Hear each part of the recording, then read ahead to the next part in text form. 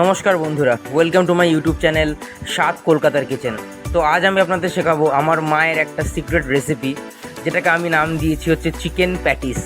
তো খুবই সোজা এই রেসিপিটা, আপনাদের বানাতে খুব বেশি টাইম লাগবে না, 2 মিনিটের মধ্যে এটা রেডি হয়ে যাবে। তো চলুন ভিডিও শুরু করা যাক। তো চিকেন প্যাটিস বানাতে গেলে আপনাদের শুধু লাগবে মাংসের পুর লাগবে আর ময়দা মাখা লাগবে, সিম্পল ময়দা মাখা যেরকম হয়।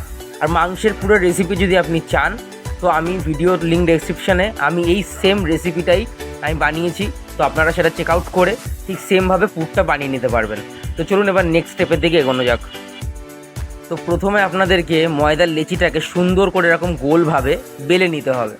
ভালো করে বেলে নেওয়ার পর এর মধ্যে চিকেনের এই পুরটা সুন্দর করে আপনাকে ভেতরে একটু আটা এরকম লেপে নেবেন, ওপরে হালকা একটা লেয়ার দিয়ে নিয়ে ভেতরে আপনি চিকেনের পুরটাকে এরকমভাবে ভরে দেবেন।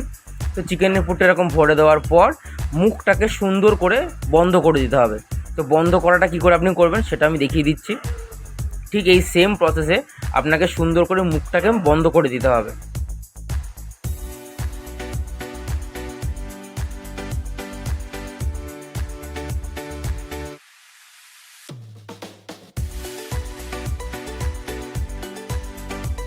ঠিক এরকমভাবে একদম রেডি হয়ে গেলে ঠিক এরকমভাবে সেম আপনি পটাপট যে কটা খাবেন এরকমভাবে বানিয়ে নেবেন।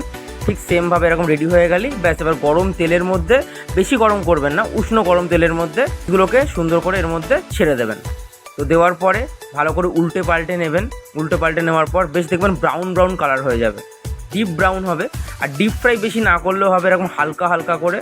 আর বেশি হাই ফ্লেম দেবেন না, মিডিয়াম টু লো ফ্লেমে ভালো করে ভেজে নেবেন।